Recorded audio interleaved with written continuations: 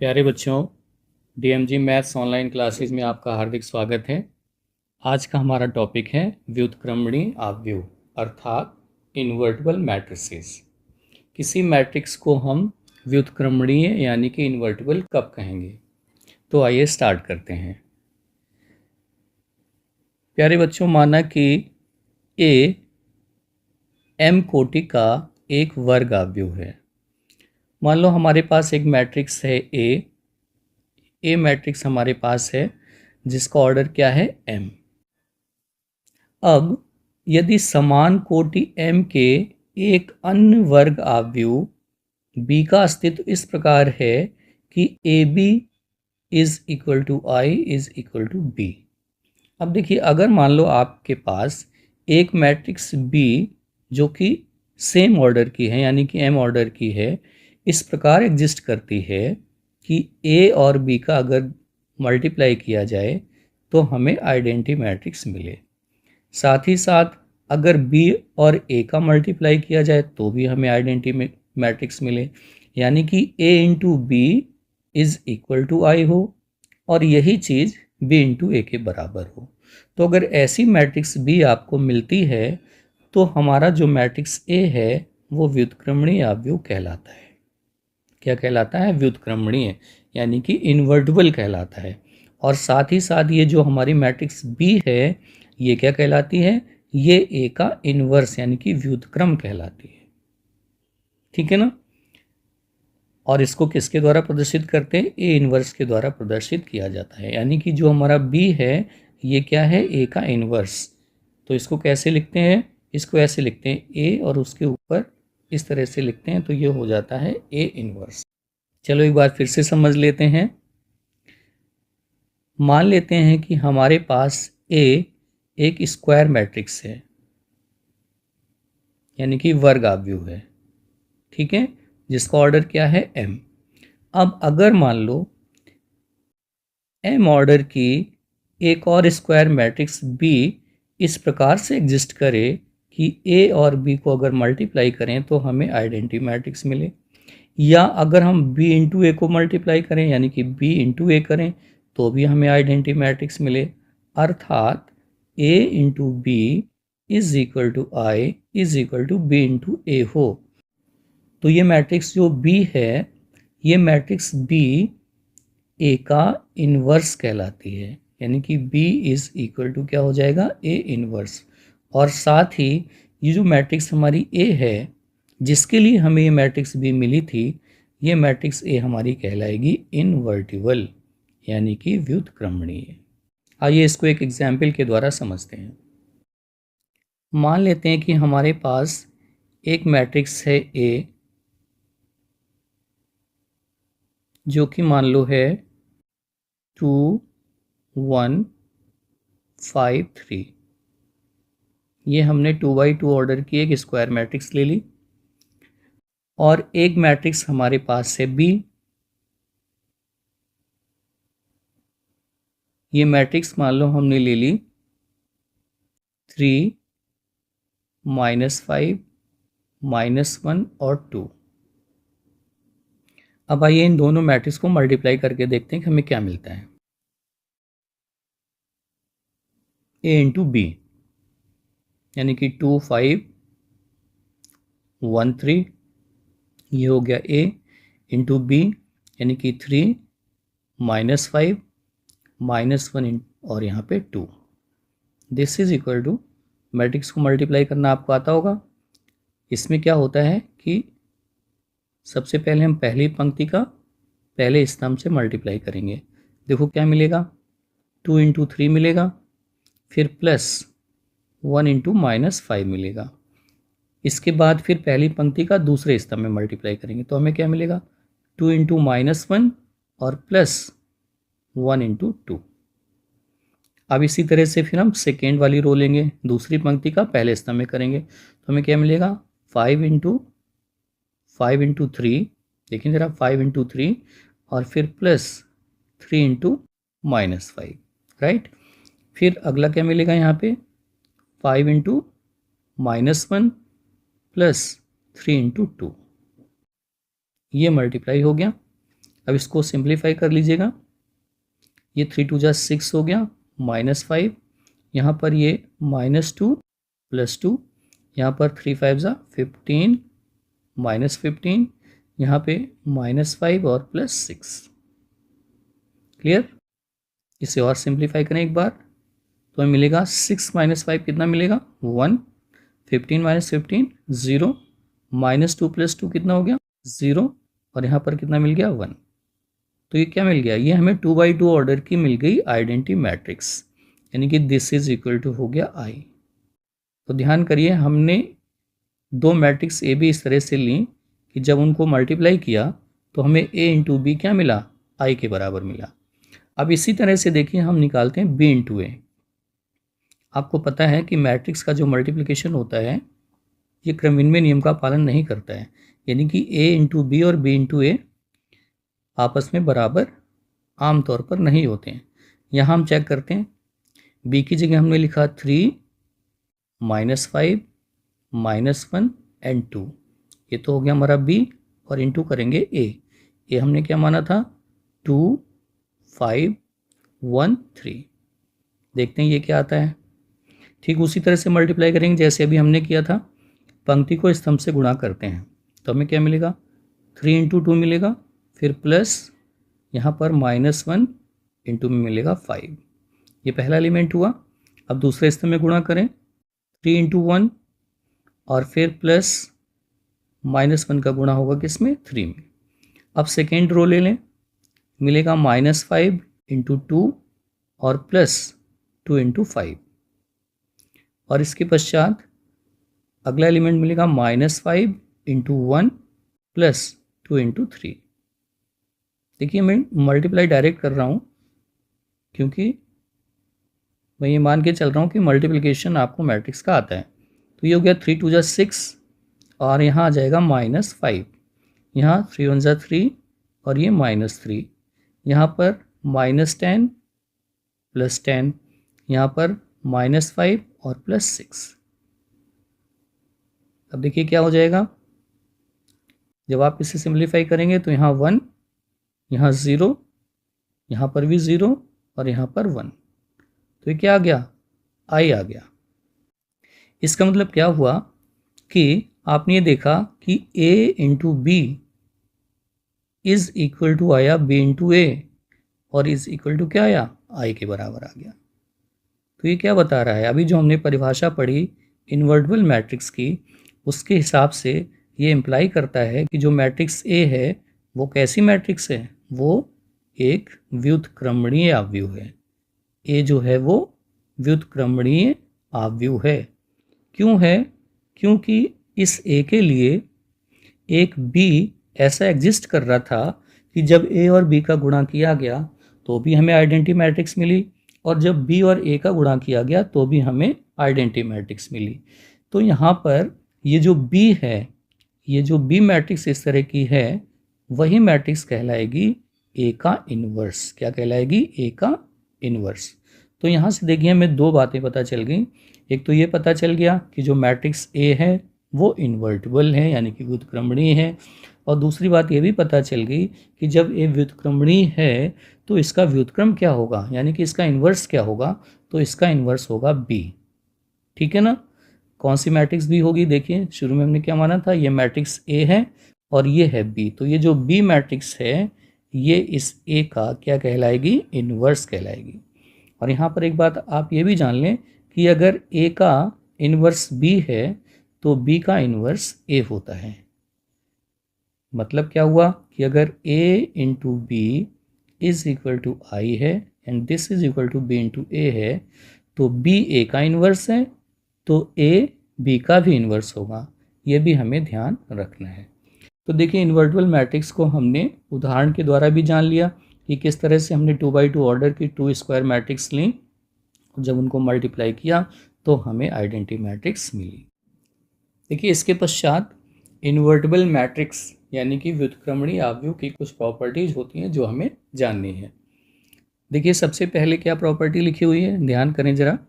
यदि a व्युत्क्रमणीय आव्यूह है तो a × a इन्वर्स या ए इन्वर्स इंटू ए, ये किसके बराबर होता है? आइडेंटिटी मैट्रिक्स के बराबर होता है। यानी कि अगर ए कैसी है? इन्वर्टिबल मैट्रिक्स है।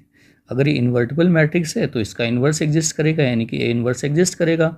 तो अगर ए को ए इन्वर्स से मल्टीप्लाई किया जाए तो हमेशा क्या मिलता है? आइडेंटिटी मैट्रिक्स मिलती है। या अगर आप ए इन्वर्स को ए से मल्टीप्लाई करें तो भी क्या मिलेगा? आइडेंटिटी मैट्रिक्स मिलेगी। और ये कोई नई बात नहीं है, क्योंकि इसको अभी हम सीख के ही आए हैं कि ए इन्वर्स क्या था? यही तो बी था। अभी हमने यही तो पढ़ा था कि ए और बी को गुणा करें तो भी आई मिलता है, और अगर बी और ए को गुणा करें तो भी हमें क्या मिलता है? आई। और ये बी ही क्या था? ए इन्वर्स था। तो इसी चीज़ को, इसी रिलेशन को हमने इस तरह से लिख दिया है। तो इन जनरल आपको ये ध्यान रखना है कि किसी मैट्रिक्स को अगर उसके इन्वर्स से मल्टीप्लाई किया जाएगा तो हमेशा हमें एक आइडेंटिटी मैट्रिक्स मिलेगी। दूसरा पॉइंट क्या है? किसी आयताकार आव्यूह के व्युत्क्रम का अस्तित्व नहीं होता है। ये भी इंपॉर्टेंट पॉइंट है। देखिए, अभी हमने जो ये इन्वर्टिबल मैट्रिक्स का कॉन्सेप्ट पढ़ा है, ये केवल स्क्वायर मैट्रिक्स के लिए वैलिड है। रेक्टेंगुलर मैट्रिक्स यानी कि आयताकार आव्यूह के लिए वैलिड नहीं है। आप कहेंगे क्यों वैलिड क्यों नहीं है? देखिए, मान लो अगर कोई मैट्रिक्स हम ए ले लें जिसका ऑर्डर सपोज करो 2/3 है, और हम ये माने कि इसके लिए एक मैट्रिक्स बी एग्जिस्ट करती है। अब चूंकि हमें ए और बी को मल्टीप्लाई करना है तो ऑब्वियसली हमें बी का जो ऑर्डर लेना होगा वो 3 इंटू समथिंग लेना होगा। यानी कि यहाँ पे ये 3 आना ज़रूरी है, तभी मल्टीप्लाई कर पाएंगे। यहाँ पर 3 क्रॉस कोई भी नंबर ले सकते हैं। मान लो यहाँ हमने 3/2 ले लिया। अब देखिए, जब a इंटू बी हम लेंगे तो a इंटू बी जो मैट्रिक्स हमें मिलेगी वो मिलेगी हमें किस ऑर्डर की? 2/2 की मिलेगी। क्लियर? अब अगर हम b इंटू ए निकालें, b इंटू ए को ज़रा चेक करो। b का जो ऑर्डर है वो है 3/2 और a का ऑर्डर क्या है? 2/3 है। तो यानी कि जो b इंटू ए मिलेगा वो हमें 3/3 ऑर्डर का मिलेगा। अब यहीं से देख लो, a इंटू बी तो हमें 2/2 ऑर्डर का मिल रहा है, b इंटू ए हमें 3/3 ऑर्डर का मिल रहा है। तो a इंटू बी और b इंटू ए कभी आपस में बराबर नहीं हो पाएंगे। जब ये बराबर ही नहीं हो पाएंगे तो हमें इन्वर्टिबल मैट्रिक्स मिल ही नहीं पाएगी, क्योंकि उसकी शर्त क्या है? उसकी शर्त यही है कि a इंटू बी बराबर हो b इंटू ए के, और फिर ये बराबर हो किसके? i के। तो रेक्टेंगुलर मैट्रिक्स के केस में कभी भी a इंटू बी और b इंटू ए बराबर नहीं मिल पाएंगे, इसलिए इन्वर्टिबल मैट्रिक्स ए हमारी नहीं हो पाएगी। तो ये भी हमें ध्यान रखना है कि आयताकार आव्यूह अगर है तो उसका इन्वर्स एग्जिस्ट नहीं करता है, वो व्युत्क्रमणीय आव्यूह नहीं होता है। इसके बाद देखिए, हमारा तीसरा पॉइंट क्या है कि यदि बी आव्यूह ए का व्युत्क्रम है तो ए आव्यूह बी का व्युत्क्रम होता है। तो ये बात मैंने अभी पहले ही आपको बता दी थी कि जो ये रिलेशन हमारा है ना, a into B is equal to B into A is equal to I, ये शो करता है कि b a का इन्वर्स है। और साथ ही साथ हम ये भी कह सकते हैं कि जो a वो b का इन्वर्स है, यानी कि दोनों ही एक दूसरे के इन्वर्स होते हैं। a का इन्वर्स b और b का इन्वर्स a, ये हमें ध्यान रखना है। क्लियर? नेक्स्ट पॉइंट पे आते हैं। किसी वर्ग आव्यूह का व्युत्क्रम यदि उसका अस्तित्व है तो अद्वितीय यानी कि यूनिक होता है। ये भी बहुत इंपॉर्टेंट पॉइंट है कि अगर कोई स्क्वायर मैट्रिक्स ए व्युत्क्रमणीय है, यानी कि उसका इन्वर्स एग्जिस्ट करता है, मान लो इसका इन्वर्स बी है, तो ये अद्वितीय होगा। कैसा होगा? अद्वितीय, यूनिक होगा। यूनिक का मतलब ये है कि ए का इन्वर्स बी के अलावा फिर कुछ और नहीं हो सकता है। किसी भी मैट्रिक्स का अगर इन्वर्स एग्जिस्ट करता है तो वो इकलौता होता है, यानी कि ऐसा नहीं है कि इन्वर्स उसका बी भी हो जाए सी भी हो जाए। तो ये पॉइंट भी आपको ध्यान रखना है। इसके बाद पांचवा पॉइंट देखिए क्या है कि यदि ए तथा बी समान कोटि के दो व्युत्क्रमणीय आव्यूह हैं तो ए, देखिए ये क्या है, ए बी का इन्वर्स बराबर होता है B inverse into A inverse. इसको हम रिवर्सल लॉ बोलते हैं। ये मोस्ट इम्पॉर्टेंट है, ये प्रश्न पूछा भी जाता है बोर्ड एग्जाम में। इसको हम आपको अभी प्रूव करके दिखाएंगे कि ये कैसे होता है। देखिए फिर से समझ लें कि अगर ए और बी समान कोटि के दो इन्वर्टिबल मैट्रिक्स हैं तो अगर ए इंटू बी का इन्वर्स निकाला जाए तो इसकी वैल्यू आती है B inverse into A inverse, यानी ये रिवर्स हो जाता है बी इधर आ जाता है और ए इधर चला जाता है, तब जा कर के इन्वर्स अंदर डिस्ट्रीब्यूट होता है। तो ये नियम भी आपको ध्यान रखना है। अब देखिए इसमें ये जो चौथा पॉइंट है और पांचवा पॉइंट, इनको हम लोग सिद्ध करके भी देखेंगे कि आखिर ऐसा होता है कि नहीं होता है। तो इसमें देखिए सबसे पहले हमने यही लिया है कि सिद्ध कीजिए कि किसी वर्ग आव्यूह का व्युत्क्रम यदि उसका अस्तित्व है तो अद्वितीय होता है। ध्यान करें, हम लिख रहे हैं यदि उसका अस्तित्व है तो। क्यों? क्योंकि हर स्क्वायर मैट्रिक्स का इन्वर्स एग्जिस्ट करे ये ज़रूरी नहीं है, लेकिन अगर एग्जिस्ट करता है तो वो कैसा होता है? यूनिक होता है, अद्वितीय होता है। इस चीज़ को हम सिद्ध करने की कोशिश करेंगे। आप ध्यान दें जरा कि कैसे इसे हम प्रूव करेंगे। हमने लिखा, माना कि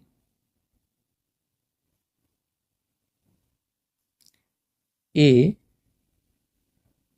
एम कोटि का एक वर्ग आव्यूह है। एक हमने स्क्वायर मैट्रिक्स मान ली ए, जिसका ऑर्डर क्या है? एम। फिर हम लिखा, माना कि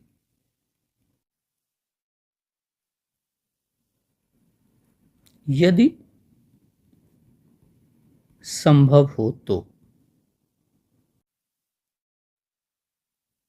हमने मान लिया कि ए के यदि संभव हो दो इन्वर्स एग्जिस्ट करने, एक बी और सी। माना कि यदि संभव हो तो बी तथा सी आव्यूह ए के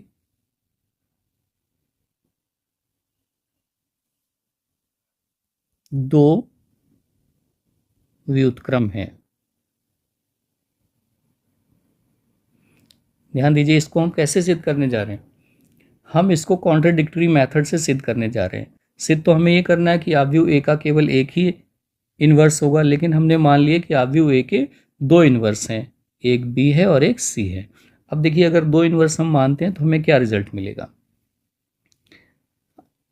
चूंकि बी ए का व्युत्क्रम है, देयरफॉर हमें क्या मिलेगा? हमें मिलेगा A into B is equal to I is equal to B into A. जो अभी हमने परिभाषा आपको बताई थी इन्वर्टिबल मैट्रिक्स की, कि अगर बी ए का इन्वर्स है तो ए इंटू बी और बी इंटू ए आई के बराबर होता है। साथ ही ऑल्सो आप कह रहे हैं कि सी भी ए का व्युत्क्रम है, ऑल्सो सी ए का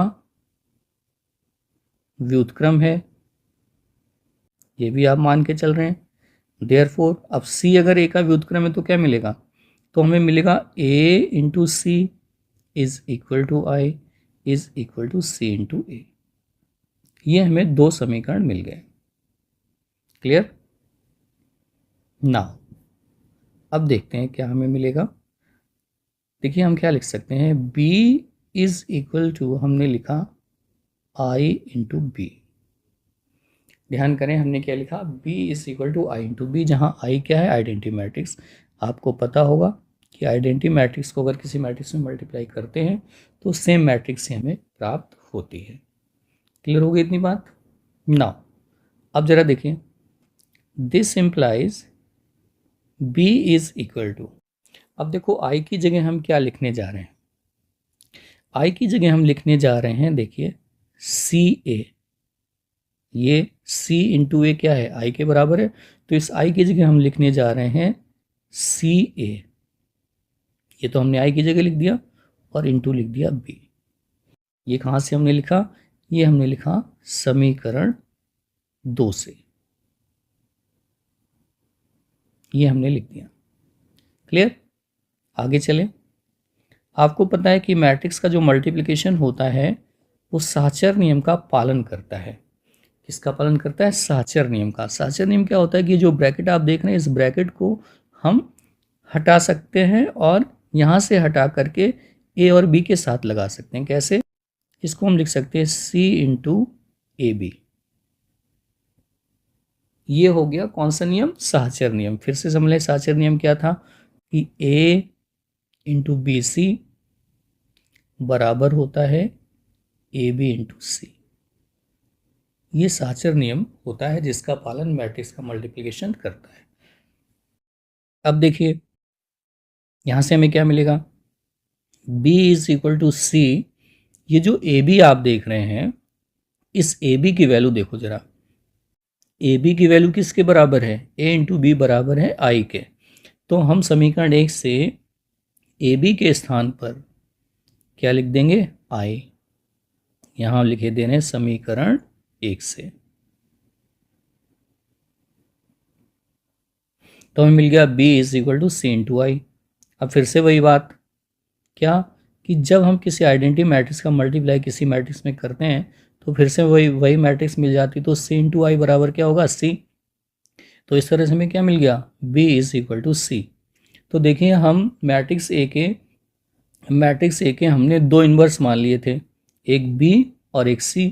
और जब मान के हम आगे बढ़े तो हमें b बराबर c मिल गया। इसका मतलब ये दोनों जो इन्वर्स हैं वो एक ही हैं। तो यहीं से ये साबित हो जाता है कि किसी मैट्रिक्स के अगर कोई मैट्रिक्स इन्वर्टिबल है तो उसका एक और सिर्फ एक ही इन्वर्स एग्जिस्ट करेगा। यानी कि अगर आप दो मान भी लेंगे तो भी वो कैसे निकल आएंगे? बराबर निकल आएंगे। तो आप लिखेंगे यहीं से दिस इम्प्लाइज कि किसी वर्ग आव्यूह का व्युत्क्रम से मतलब क्या? इन्वर्स। किसी वर्ग आव्यूह का व्युत्क्रम अद्वितीय होता है। अद्वितीय मतलब यूनिक होता है, मतलब एक ही इन्वर्स एग्जिस्ट करेगा, एक से ज़्यादा नहीं करेंगे। अगर आप एक से ज़्यादा मान लेंगे तो वो भी आपस में कैसे निकल आएंगे? बराबर निकल आएंगे। इसके पश्चात ये जो अगली प्रमेय है ये मोस्ट इम्पॉर्टेंट है। इसको मैं बार बार बोल रहा हूँ मोस्ट इम्पॉर्टेंट, क्योंकि आप देख ही लीजिए कि ये कितने बार बोर्ड एग्ज़ाम में पूछी गई है। मोस्ट इम्पॉर्टेंट ये देखिए, यूपी बोर्ड में 2014, फिर 15, 18, 20, 22, 23 लगातार ये पूछी जा रही है। क्या कि ए इंटू बी का इन्वर्स बराबर होता है B inverse into A inverse. अगर ए और बी क्या हों?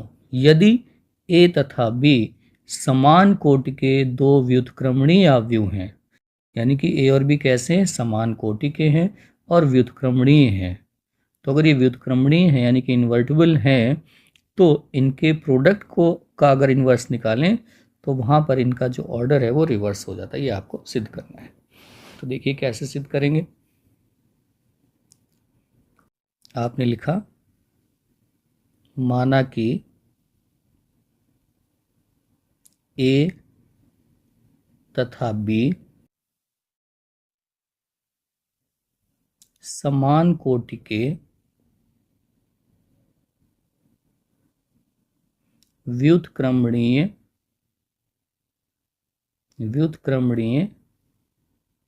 अवयव हैं। ठीक है ना? अब एक बात जानिए, अगर ए और बी व्युत्क्रमणीय होते हैं तो इनका प्रोडक्ट भी व्युत्क्रमणीय होता है। यानी कि अगर ए और बी इन्वर्टिबल हैं तो ए इंटू बी भी इन्वर्टिबल होगा। तो आप लिखेंगे this implies A into B भी एक व्युत्क्रमणीय अवयव होगा। यह भी एक प्रमेय है कि अगर दो मैट्रिक्स इन्वर्टिबल है तो उनका प्रोडक्ट भी इन्वर्टिबल होता है। तो ए इंटू बी भी आपका क्या होगा? इन्वर्टिबल होगा। अब ए इंटू बी अगर इन्वर्टिबल है इसका मतलब क्या हुआ? इसका इन्वर्स एग्जिस्ट करेगा। देयरफॉर ध्यान करें, ए इंटू बी इन्वर्टिबल है तो क्या होगा? इसका इन्वर्स एग्जिस्ट करेगा, यानी कि ए बी का इन्वर्स एग्जिस्ट करेगा। अब अगर हम ए बी को ए बी के इन्वर्स से मल्टीप्लाई कर दें तो हमें क्या मिलेगा? आइडेंटिटी मैट्रिक्स मिलेगा। अभी हमने जब आपको ऊपर बताया था कि जो इन्वर्स होता है उसकी क्या प्रॉपर्टीज़ हैं, तो उसमें उन्हें बताया था कि अगर कोई मैट्रिक्स ए है और अगर ए को ए के इन्वर्स से मल्टीप्लाई कर दिया जाए तो हमें आइडेंटिटी मैट्रिक्स मिलती है। तो वही नियम हमने यहाँ पे लगाया है, क्या कि ए बी जो इन्वर्टिबल मैट्रिक्स है, ए बी का ए बी के इन्वर्स से अगर मल्टीप्लाई कर दें तो हमें क्या मिल जाएगा, आइडेंटिटी मैट्रिक्स मिल जाएगा। तो ये जो लाइन है ये बहुत ही इंपॉर्टेंट है। क्लियर। अब यहाँ से हम देखो किस तरह से आगे बढ़ेंगे। अब हम देखो क्या लिख रहे हैं, दोनों तरफ ए इन्वर्स से पूर्व गुणन करने पर, अब हम दोनों तरफ से मतलब left hand side right hand side दोनों तरफ हम क्या कर रहे हैं, ए इन्वर्स से मल्टीप्लाई कर रहे हैं। और मल्टीप्लाई भी कैसा कर रहे हैं, पूर्व गुण, प्री मल्टीप्लाई कर रहे हैं, यानी कि पहले। ध्यान करें, आपको पता है मैट्रिक्स में चूंकि क्रमिन्वय नियम का पालन नहीं होता है, तो मान लो जैसे b = c लिखा है और अगर आप इसमें a से मल्टीप्लाई कर रहे हैं और वो भी कैसा कर रहे हैं, पूर्व गुणन, तो इसका मतलब क्या हुआ, a को पहले लिखना है, a × b = a × c। ये होता है प्री मल्टीप्लाई। और पोस्ट मल्टीप्लाई क्या होता है, अगर पोस्ट मल्टीप्लाई करें a से तो हमें मिलेगा b × a = c × a। यानी कि अगर a को बाद में लिख रहे हो तो ये पोस्ट मल्टीप्लाई होता है और a को अगर पहले लिख रहे हो तो ये प्री मल्टीप्लाई होता है। तो यहाँ पर हम a इन्वर्स से प्री मल्टीप्लाई कर रहे हैं, तो हमें क्या मिलेगा, देखें जरा, ये हो गया प्री मल्टीप्लाई a इन्वर्स से। बाकी जो भी था वो एज इट इज़ लिख लो, ए बी, और यहाँ पर है ए बी का इन्वर्स, और यहाँ पर भी देखो प्री मल्टीप्लाई हो गया तो यहाँ ए इन्वर्स आ गया और इनटू में क्या, आई। क्लियर। अब देखिए दिस इम्प्लाइज, आपको पता है कि मैट्रिक्स का जो मल्टीप्लिकेशन है वो सहचर नियम का पालन करता है। तो यहाँ पर देखो हम इस ब्रैकेट को चेंज करेंगे, कैसे, इसे हम ऐसे लिखेंगे, ए इन्वर्स इंटू ए, और ब्रैकेट यहाँ लगा दिया और बी को हमने अलग लिख लिया, और साथ में है ए बी का इन्वर्स, ये ऐसा ही रहा, और यहाँ पर आ गया।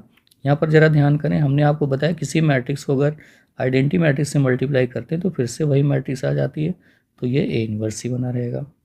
क्लियर। अब इसे देखो, यहाँ पर ये हमने कैसे लिखा ये भी ज़रा जान लें। ये जो ब्रैकेट हमने बदला ये कौन सा नियम था, सहचर नियम, तो ये भी लिख दीजिएगा, एसोसिएटिव लॉ। सहचर नियम को क्या बोलते हैं, एसोसिएटिव लॉ के तहत हमने ये ब्रैकेट ए बी से हटा करके ए इन्वर्स ए पर लगा दिया। अब ध्यान करें जरा, किसी मैट्रिक्स को अगर उसके इन्वर्स से मल्टीप्लाई करते हैं तो हमें क्या मिलता है, आइडेंटिटी मैट्रिक्स, ये ऊपर बता चुके हैं। तो यहाँ मिल गया आई, और ये क्या है, बी, और फिर है ए बी, और इसका इन्वर्स = क्या हो गया, ए इन्वर्स। क्लियर। अब यहाँ देखो जरा फिर से, अगर आइडेंटिटी मैट्रिक्स को किसी मैट्रिक्स से मल्टीप्लाई करते हैं तो हमें फिर से वही मैट्रिक्स मिल जाती है, तो हमें मिला बी, और यहाँ पर ए बी, इसका इन्वर्स, और दिस = क्या हो गया, ए इन्वर्स। क्लियर। फिर से देखें, अब हम क्या करेंगे, दोनों तरफ